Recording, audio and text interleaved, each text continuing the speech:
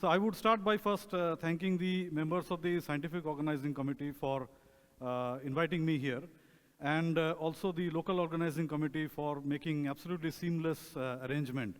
And I really appreciate this because we also organized the third edition of this conference back in our field station in Leh, and it was quite an experience to organize that. So what I'm going to talk about today is on the topic of fluctuation dynamo saturation from subsonic to supersonic turbulence.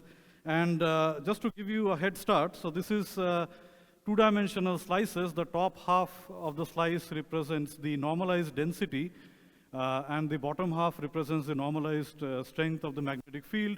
The arrows here represent the in-plane magnetic field direction. So this is from a compressible turbulence, a highly supersonic turbulence, which I'll come back to later, which has a Mach number of 11. And what you can see here is that these are these very strong density structures, which are then surrounded also by some kind of underdense regions.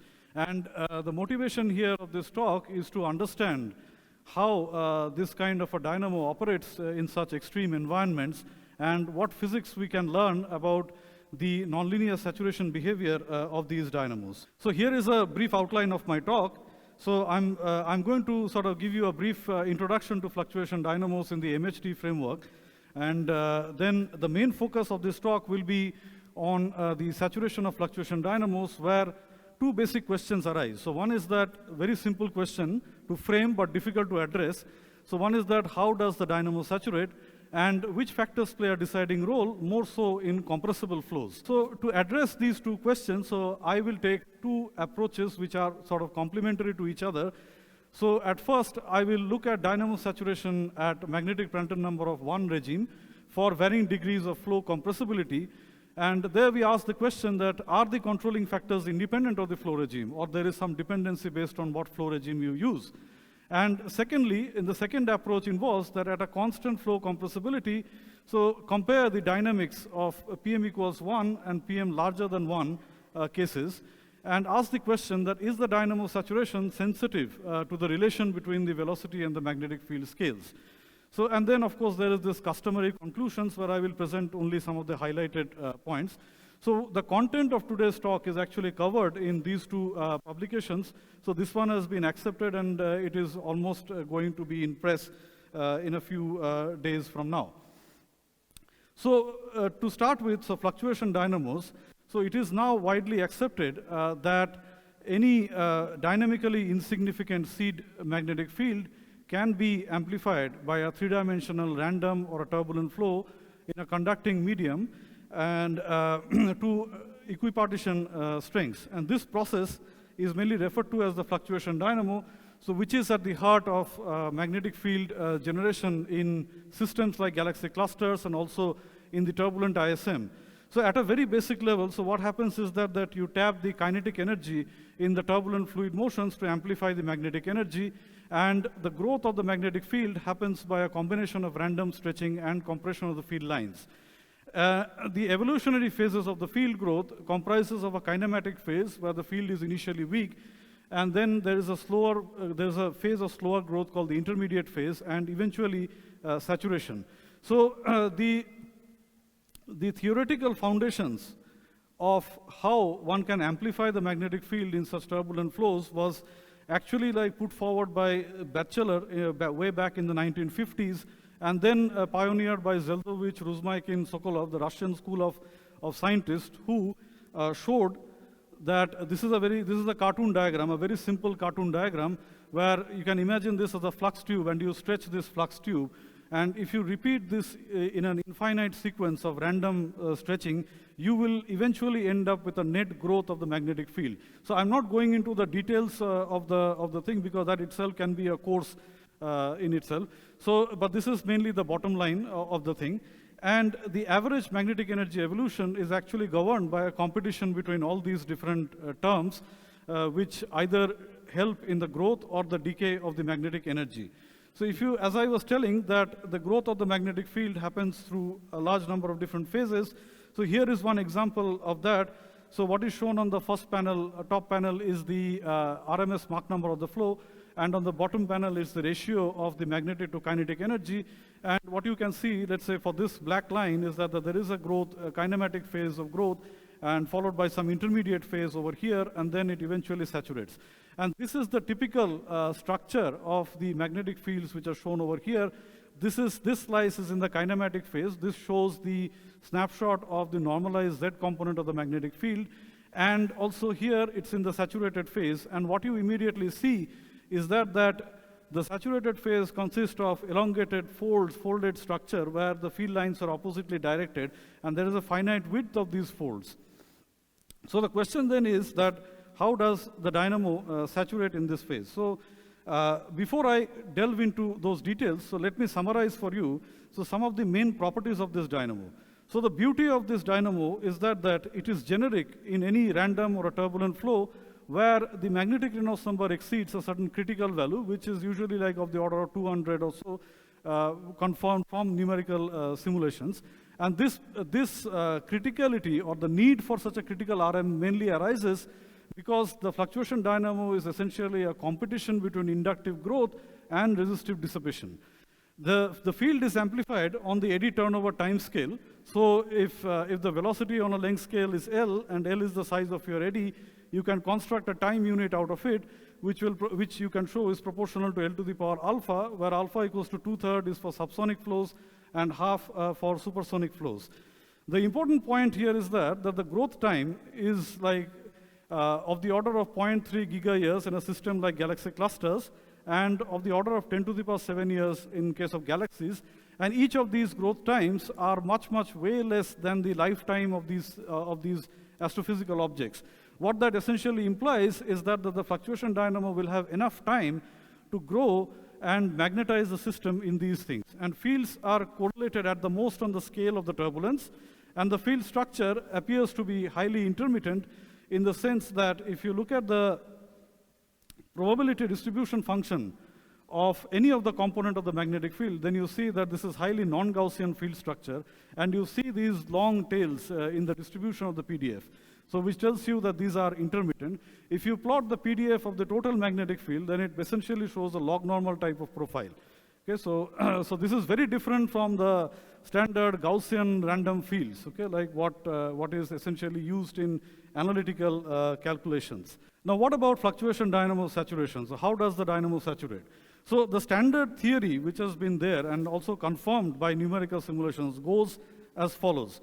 So if you consider that the magnetic Prandtl numbers are large and the fluid Reynolds numbers are large enough such that the velocity field exhibits multiple scales, then the dynamo is first excited on length scales which are much smaller compared to the driving scale of turbulence, okay? And on that scale, the magnetic energy keeps on amplifying, provided the Reynolds number, magnetic Reynolds number at that scale exceeds the critical value. And it will stop only when the local magnetic energy at that scale approaches equipartition with the kinetic energy at that scale. So further growth of the field at that scale is suppressed because by the time the magnetic field has grown, the Lorentz force has also become important, so it will back react on the flow and not allow the field to grow. But this is only for one scale. So at a neighboring larger scale, they can still continue to amplify the field because it has larger energy. And then this entire process repeats in a sequence where the saturation happens by a scale-by-scale process. And this can be clearly seen in simulations where the peak of the magnetic power spectrum gradually shifts from close to the resistive scales to a fraction of the outer scale. So now way back, so although like this has been confirmed in numerical simulations, mainly in subsonic flows, the exact manner in which this approach to this global nonlinear state happens and which factors play a deciding role in attaining this saturation remains far from clear. So at the turn of this century, so it was proposed by Shekushin et al. In these two papers and other following works that suppression of field line stretching due to growing magnetic tension ushers in the saturation of the dynamo. So it was like perceived that this is the only agent that is responsible for saturating the dynamo. Note here that these simulations were basically done with incompressible MHD equations, okay? So now what happens is that in more realistic systems, like in astrophysical systems like galaxies, or even to some extent in galaxy clusters, the incompressibility condition doesn't actually hold because you generally tend to have strong shocks or shocks of the order of transonic Mach numbers. And then the question arises that is it possible to limit the growth if strict incompressibility is not imposed? And as I will argue that this can indeed happen provided that magnetic pressure gradient opposes the compressive motions.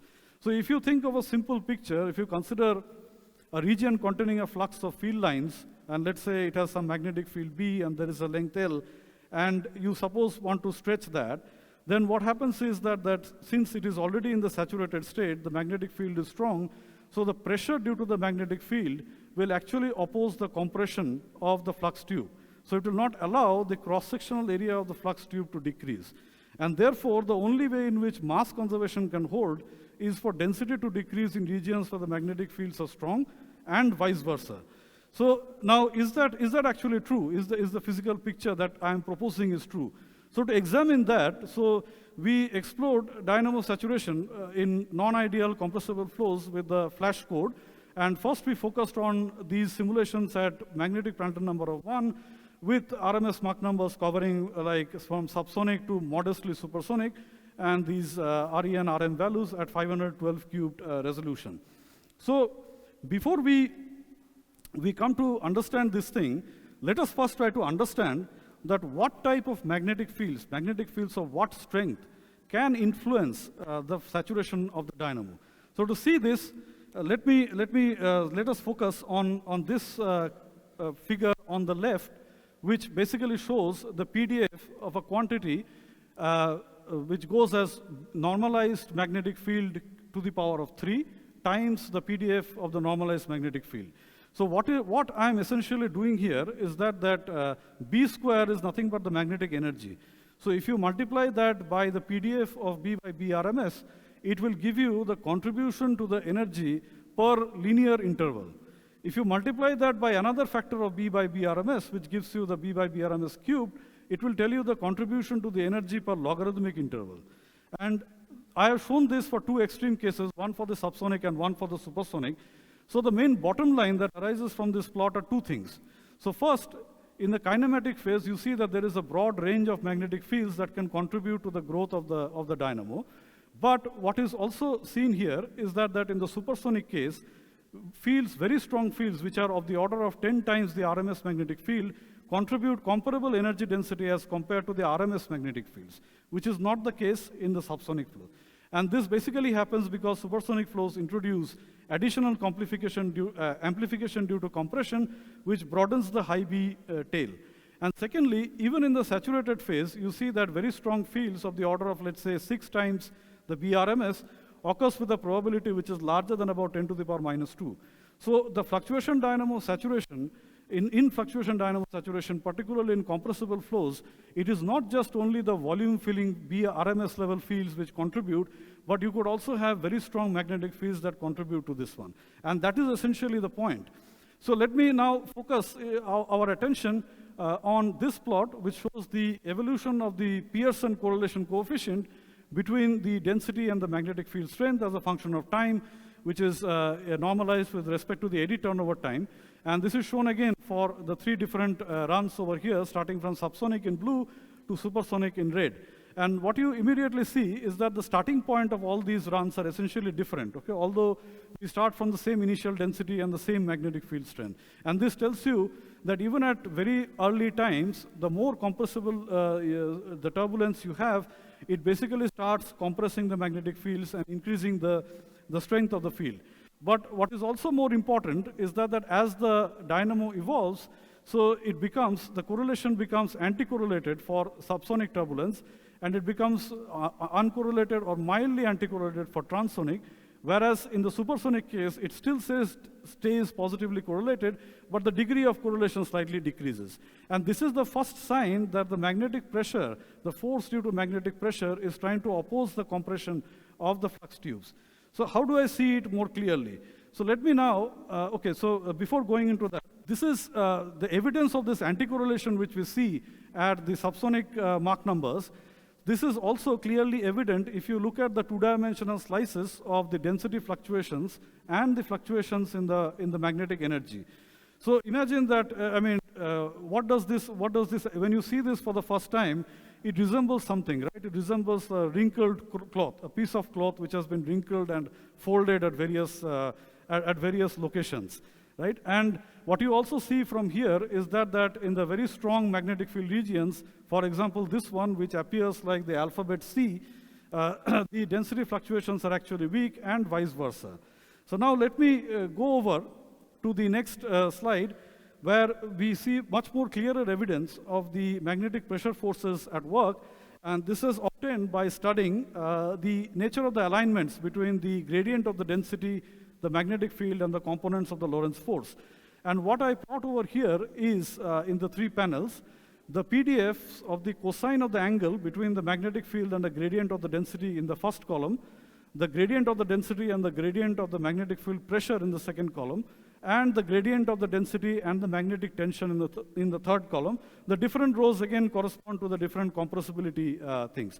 And these are, like these PDFs, each of these PDFs are computed over these 512 cube grids, and then I have averaged the PDFs over these ranges, a number of different independent realizations of the dynamo in each of the 3 phases. So what you see over here, let's concentrate on the first column, that the cosine of the angle here is perfectly, sorry, I just can't navigate this thing, is quite symmetric about cos theta is equal to 0, which implies that the gradient of the magnetic field is actually aligned perpendicular to the gradient of the density. But more importantly, the degree of the orthogonal alignment becomes stronger in the intermediate and saturated phases.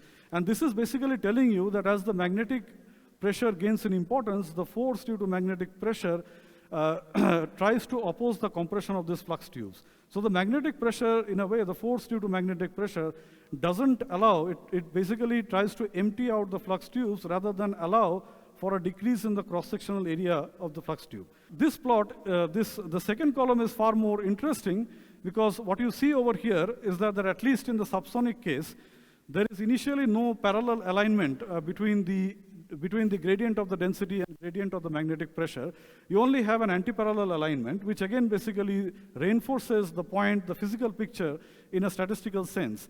And as you increase the compressibility, the picture changes. Okay, so what you essentially see now is that there is an emergence of a parallel alignment, and this is basically telling you that with the increase in compressibility, there is an additional agent of magnetic field amplification. So not just the line stretching due to the motions, but also because of the density compression. So the compression in converging flows, which also enhance the density. But the point here is that let's say for this modestly supersonic case, you can see that this parallel alignment continues to coexist with the antiparallel alignment, so even in the saturated phase. Now, there is another way of looking at this, and that comes from insights from the evolution of the magnetic energy equation. So if you just take the induction equation and dot it with the magnetic field, and then rearrange the terms somehow, so it's a very straightforward calculation. So you can show that the magnetic energy actually evolves in this way. So the first term here corresponds to the stretching, the second one is the advection, the third one quantifies the effect of compression, and the fourth one is the dissipation. So dissipation will, of course, dissipate the magnetic energy, whereas these other terms can either contribute to an increase of magnetic energy, growth of the magnetic energy, or decay. So depending, let's say for the compression, it depends on this divergence of U. So now what I have done here is that I have taken each of these terms and calculated the probability distribution functions, and then taken the mean of those distributions and the standard deviation of those distributions, and now I have plotted it as a function of time. So the individual distributions at individual times looks something like this. So this is for the subsonic case on the left, and the supersonic case, the modestly supersonic case on the right. So what you see essentially when you look at this evolution is that in the subsonic case, there is virtually no contribution from the compressive term, because this is identically 0. And it is only line stretching which is dominating, even the growth, which happens up to like about 5 eddy turnover times. And then this also gets suppressed, the line stretching is suppressed, mainly because of the increase of Lorentz force. So in the subsonic case, it is a direct competition between the inductive growth which is happening because of random line stretching and the dissipation. Whereas the picture changes substantially if you consider the modestly supersonic case, where you see that the compression is also comparable. The effect of the compression is actually comparable to the line stretching. And what you see again is that as the dynamo saturates, both of them decrease, but the decrease in the compression is actually far more than the decrease in the stretching. And this again comes from the is an effect of the magnetic pressure, which is magnetic pressure which opposes the compression of these flux tubes. So from this picture, from this plot, the take-home message is that while line stretching could be the main dominant factor controlling the dynamo saturation in subsonic flows, compressible effects are more important, and they play a non-trivial role in dynamo saturation in supersonic flows. So what we did then next is, we looked at fluctuation dynamos and simulated them in flows which are highly supersonic, so we could reach RMS Mach numbers of the order of 11. So I don't want to boast, but at the same time, I don't want to be modest either. So this kind of Mach numbers are very difficult to reach, and I can tell you with absolute confidence that there are only 3 or 4 groups in the world who have been able to attain this kind of Mach numbers, and that too in non-ideal turbulent flows. Okay, so this highly compressible regime basically represents conditions in the interstellar medium, and there has been a body of work starting with Christoph Federath and all these people. So what we were interested in looking at is to systematically analyze this in the range of PM of 1 to 10 and compare the dynamics, how the dynamics differ between the PM equals 1 and PM greater than 1 regime in 3-dimensional non-ideal simulations. So for our PM equals 1, so we simulate Reynolds numbers of the order of 6,600. Okay? So this has been done with a newly developed force turbulence module in Pluto by my student in collaboration with Bhargav. And the turbulence is again forced at half the scale of the box, fully solenoidal driving. And just for simplicity, we use an isothermal equation of state for a cleaner interpretation of the results, because you need to understand this complex interplay in simpler systems first. So now the question again is then, what can we learn about dynamo saturation? So what is different? So let's now again look at the 2 plots here. So the first one on the left is just again showing you the RMS Mach number, the time evolution of the RMS Mach numbers, and then the growth of the magnetic fields as a function of the different PMs.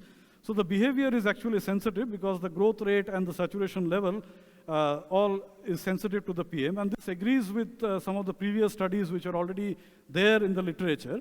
So here we should also note that we have obtained this increasing PM by decreasing the RE, just to keep at least one of the scales fully resolved. Okay? And as I said here, the increasing PM leads to faster growth rates and higher saturation levels.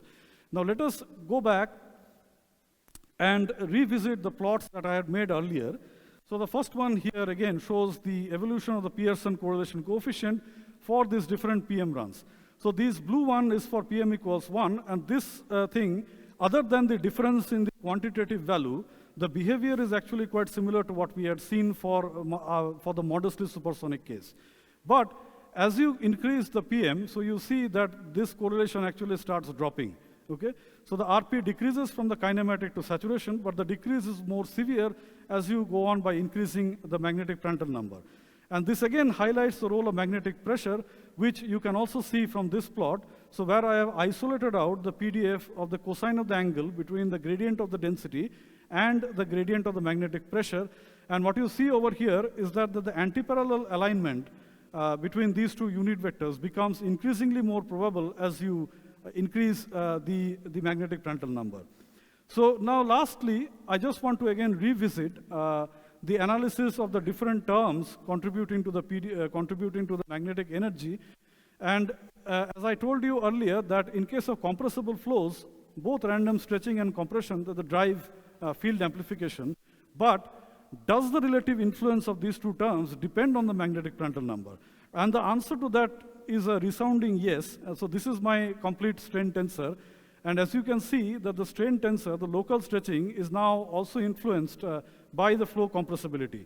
So here what I've done is, instead of the plot, I have listed out the mean values. And the values in plus minus are basically the 1 sigma variations from the mean. And what you see over here is that in the kinematic phase for PM equals 1, first it is compression dominated, and then it becomes like dominated by the stretching. So compressive motions are actually more suppressed in these highly compressible flows in the saturated phase. And in the saturated phase, irrespective of the PM, it is the stretching which is dominating. But both the terms actually decrease in this one, again, due to the effect of magnetic pressure. So I would just put in the conclusions over here, and I have just listed here that the saturation of fluctuation dynamos, the main takeaway point is that the magnetic tension is not the only ingredient. This thing holds even in supersonic, even in subsonic flows, but you need to, in subsonic flows, it basically, the influence is mainly coming from the rarer intense magnetic field regions. The other thing is that in highly compressible flows, the saturation behavior is dependent on PM. More importantly, the kinematic growth is compression dominated at PM equals 1, whereas the saturation phase is stretching dominated irrespective of the PM. Now, there are two important questions which arise. So one is that, as I said here, more simulations are needed in the regime where the magnetic Prandtl numbers are pretty large, with both the Reynolds numbers pretty large enough. And there are some recent works which I can talk about later on, which proposes a different scenario for magnetic field, for dynamo saturation. But I still expect that even in that scenario, magnetic pressure will still continue to play the role that we have seen here. And secondly, the other interesting aspect is what is the effect of increasing PM on the intermittency of the velocity and magnetic fields. So I will end with these two questions, and I'll be happy to take more questions or comments if you have. Thank you very much. Thank you, Sharanya, for taking us through MHD turbulence and staying on time. Questions? Okay. We have faculty, students. Okay. Yeah, wonderful talk. I really enjoyed it. One or two clarifying questions. So your forcing is there in the problem, right? Yes. And the flow is helical or non-helical? Sorry? The flow is non-helical, the flow that you're generating? Yeah, the forcing is fully solenoidal and driven at half the scale of the box. Right, and U dot omega integral of the volume is 0 or non-zero? Yeah, so this is perfectly non-helical forcing. Non-helical forcing. Yes, yes. The second question is that you seem to, we know that in 3D only you can have stretching, so you cannot have dynamo in 2D. Yes. But recently I heard that if you have a 2D but highly compressible flow, you can still generate magnetic field. So did you do a test of that in your? No. So I think all the simulations are 3D here. So essentially because, in 2D there are all these anti-dynamo theorems, right? So yeah. So, but those are all only for incompressible flows. I see. But you have code with Mach 10. Yes. So you can test that out. That's one thing. Okay. Also, when you're calculating your RMS Mach, yes, how do you decide the mean value beforehand? Okay. So yeah. So what we do is that you can't decide. So it's basically a trial and error thing. Okay. So what we do is we adjust the strength of the forcing. So there is an amplitude which we adjust. Okay. And then if you do this trial and error, then you can have an idea that how much strength do I need to get how much Mach number. So roughly. So that is how we do it. Thank you.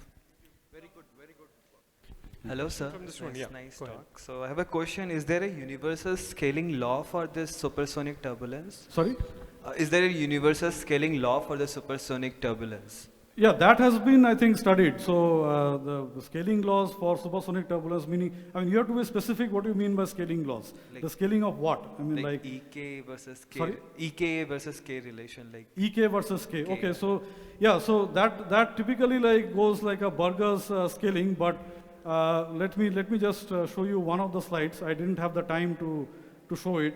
So this is what the kinetic energy spectra looks like, the black lines, and these are the magnetic energy spectra. So the magnetic field is evolving from very small values to this one. So now what happens is that as you can see, so I have put in the k to the power -2 scaling here just to guide the eye.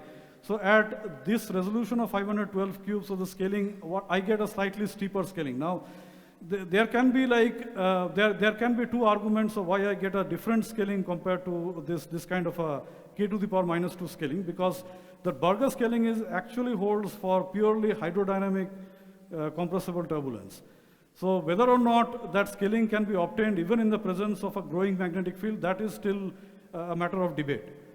So I won't go into that, but yeah, so this is how the looks like. So Okay, thanks. So this question is related to the domain where you have the supersonic flow in compressible regimes. So here the idea of saturation is somewhat counterintuitive because you have a supersonic flow and this is also high RM flows, right? So I guess the saturation that you're seeing is highly localized at the smaller scales in the magnetic fields, right? Now, if you put in, if you put in like helicity in the system, would there be any means to saturate the large scale fields in such a system? yes, I would tend to think so, because see, what happens is that there are people who have done interstellar medium simulations, okay? But interstellar medium simulations are at a stage where we are just trying to understand, or we are just trying to resolve the small scale dynamo. So if you look at the large scale dynamo, yes, they do attain saturation. So people have done that. Yeah, so, and that is again in compressible flows with real supernova explosions. Do you know the reason why that happens at large scales as well? Sorry? You know the reason why it should saturate at large scales as well? Well, so, okay, so the large scale dynamo is much more complicated than this one because there is a non-trivial role played by magnetic helicity conservation, right? So even that probably has a role, so in that one.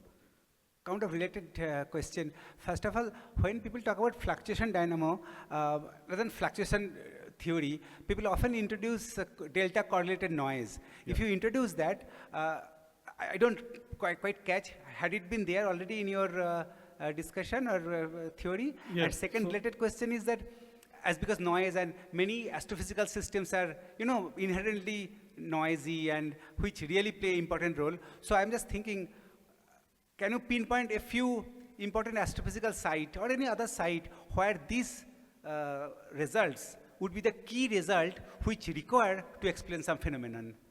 Okay, so the first thing is, yes, so if you look at the initial papers of the fluctuation dynamo thing, so that was available from 1968 by the legendary work of Kazantsev. So where what he did was he took a delta correlated in time velocity correlation function, okay? And he was able to show that if you take that time, the problem becomes analytically solvable and you can get a growth and a saturation, okay?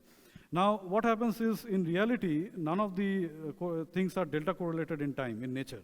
So let's say, like, if I'm sitting here in the interstellar medium, suppose a supernova shock wave comes and hits me, there is a finite time interval before which I'll get hit by another supernova shock, right? So what we have done here in this one, so this is not delta correlated in time. Here the forcing has a finite time correlation. So that is the thing, that is the first thing. The second thing is the importance of this small scale dynamo in explaining certain like observations or so.